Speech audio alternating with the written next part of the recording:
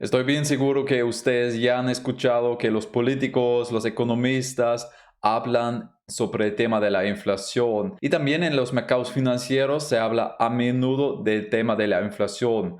Pero, ¿qué es la inflación? ¿Cómo se crea? ¿Cómo se mide? ¿Y cómo nosotros como inversionistas nos podemos proteger contra la inflación? Esas son preguntas y las respuestas les voy a dar hoy en este video.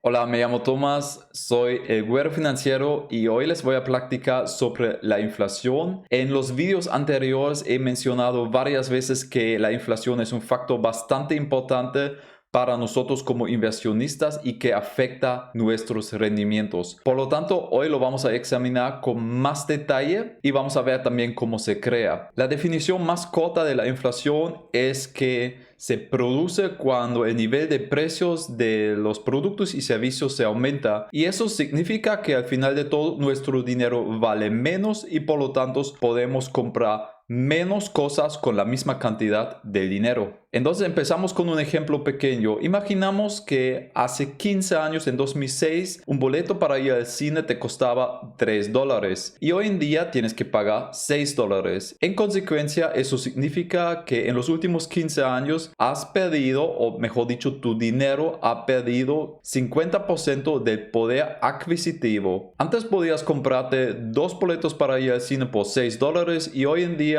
solamente te alcanza para un boleto. Entonces eso al final es el efecto de la inflación, y en la literatura de pronto vas a encontrar también términos alternativos como la pérdida del poder adquisitivo o la devaluación del dinero. El problema es que no tenemos realmente todos los productos posibles con sus precios anteriores en nuestra cabeza. Es imposible. Y por lo tanto no tenemos una sensación real de la inflación, sino siempre una sensación subjetiva. Quiere decir que de pronto a ti te ha pasado también que dices, pero esos productos en el pasado eran mucho más baratos, o el dinero que utilizaba para hacer el mercado me alcanzaba antes por 4 semanas y hoy en día solamente por 3 semanas. Así que la cuestión es cómo podemos determinar el nivel real de la inflación sin dejarse llevar por impresiones subjetivas. Y al nivel internacional, la institución que hace eso es la OCDE, y a nivel nacional tenemos diferentes instituciones, como en México el Instituto Nacional de Estadística y Geografía, y en Colombia es el Departamento Administrativo Nacional de Estadística. En Alemania tenemos el Statistisches Bundesamt,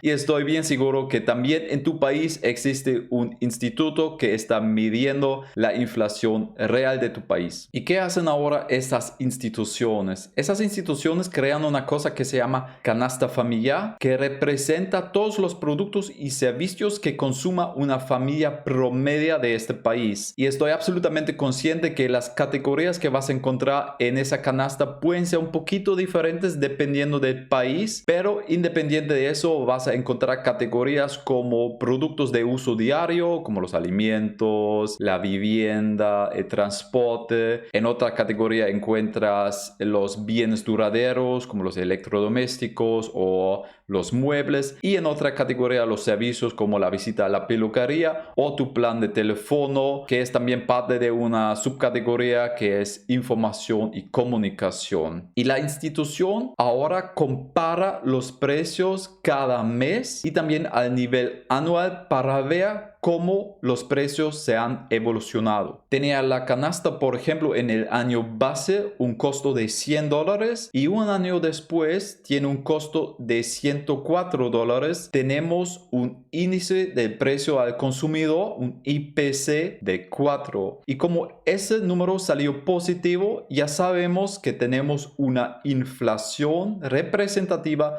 de 4% del un año al otro año. Ahora vas a decir, pero Tomás, no existe ninguna familia, ninguna persona en el mundo que consuma absolutamente lo mismo que lleva esa canasta familiar. Si por ejemplo tú eres vegetariano y no fumas, pues al final de todo no te van a afectar las evaluaciones del precio del tabaco ni de la carne. Independiente de eso, yo creo que una canasta familiar nos da una buena idea, una estimación cómo el nivel de los precios se está evolucionando a largo plazo. Ahora que sabemos cómo se mide la inflación, veamos cómo se crea la inflación y por qué los precios suben. Y una de las razones por qué los precios suben puede ser que la oferta monetaria crece más rápida que la cantidad de bienes. Y eso significa al final que hay más dinero en circulación que bienes al otro lado. Y al final eso significa que el precio de los productos y servicios se aumentará.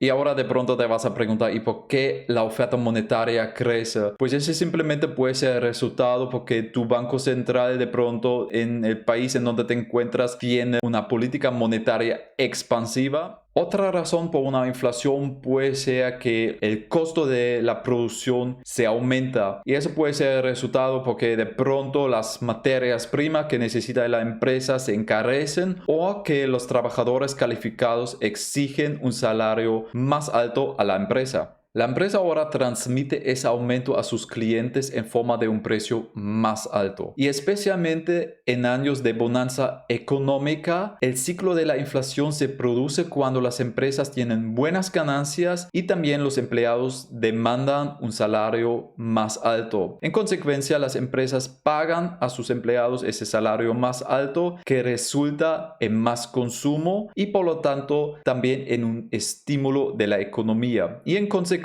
las empresas tienen que subir otra vez sus precios para no llegar al límite de la producción. Si estamos hablando sobre la inflación, podemos distinguir entre tres diferentes etapas. La primera etapa es la inflación progresiva que lleva una tasa de inflación hasta 5% anual. La siguiente etapa es la inflación galopante con una tasa de inflación hasta 20%. Y una hiperinflación es una inflación que lleva una tasa de inflación a partir de 50% anual. Y solamente para realmente entender qué significa eso, si tienes una hiperinflación con 50%, eso significa que en menos de un año pierdes más de 50% de tu poder adquisitivo del dinero.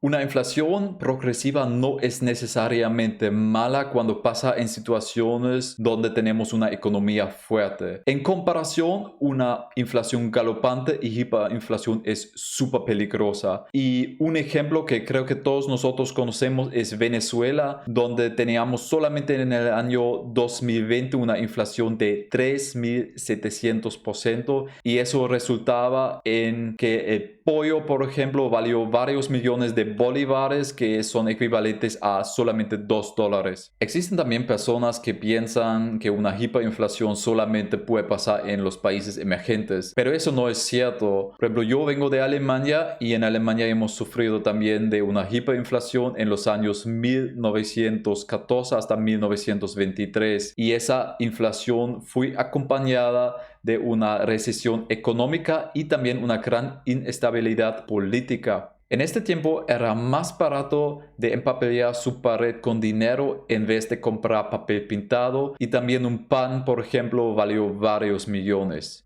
Estos escenarios siempre resultan en una pérdida extrema de confianza en el sistema monetario, porque uno simplemente no puede confiar más en este sistema cuando no sabes exactamente si la cantidad de dinero que tienes hoy vale lo mismo mañana. Bueno, ahora sabemos qué es la inflación, cómo se crea y cómo se mide. Entonces veamos qué importancia lleva la inflación para nosotros personalmente en respecto a nuestra inversión. Y básicamente podemos decir que la inflación es mala para inversionistas, quiere decir personas que quieren ahorrar y invertir su dinero, y bueno, por otro lado, para instituciones como empresas y el gobierno que tienen deudas grandes. Vamos a ver primero el lado del inversionista. Y para el inversionista, la inflación hace que el dinero valga menos menos y en consecuencia nosotros tenemos que distinguir entre el interés nominal y el interés real de nuestra inversión. El tipo de interés nominal es lo que obtengo directamente de mi inversión. Vamos a calcular en este ejemplo con 5%, pero de esos 5% tengo que quitar también la pérdida de dinero, quiere decir la inflación. En este ejemplo vamos a calcular con 4%. Entonces, en consecuencia, llegamos a un rendimiento real de 1%. Quiere decir que mi inversión me da 1% más de poder adquisitivo después de restar la inflación. En este ejemplo hubiéramos obtenido un rendimiento positivo, pero hay también inversiones que llevan un rendimiento negativo, por ejemplo la cuenta de ahorro, porque muchas veces la cuenta de ahorro lleva una tasa de interés nominal que es inferior a la tasa de la inflación y eso resulta después obviamente en una pérdida de poder adquisitivo. Por lo tanto, es muy importante que nosotros como inversionistas estamos invirtiendo en activos reales. Quiere decir cosas que nos ayudan en protegernos contra de la inflación. ¿Cuáles son esos activos reales? Pues primero de todo tenemos los bienes raíces, tenemos también materias primas como oro y plata y tenemos también las acciones o sus productos correspondientes como los ETFs. Si te interesa el tema de los ETFs o en español los fondos cotizados,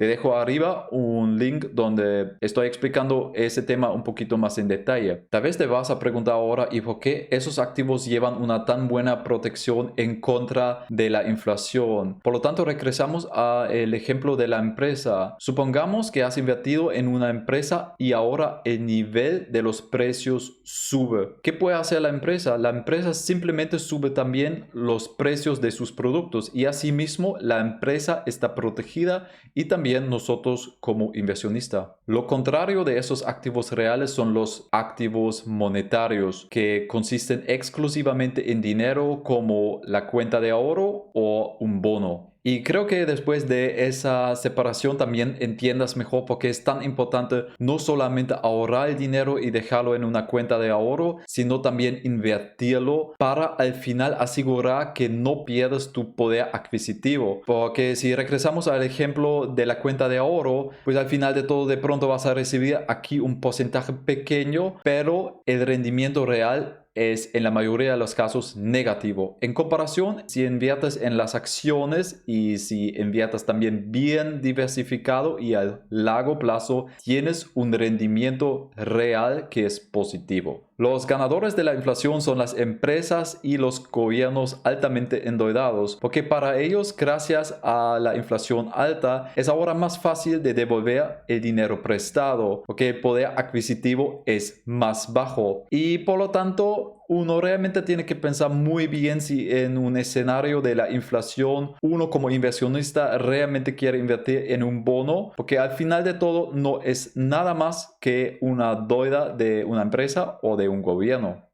Bueno chicos, eso fue todo para hoy. Espero que ahora sabes qué es la inflación, cómo se crea, cómo se mide y lo más importante para nosotros porque es necesario de invertir en activos reales. Si te ha gustado el video, por favor dame un like. Si estás aquí por primera vez, considera de suscribirte. Estoy produciendo regularmente nuevos videos sobre los temas finanzas personales, productos financieros y estrategias para invertir, para al final de todo explicarte el mundo de las finanzas de una manera más comprensible.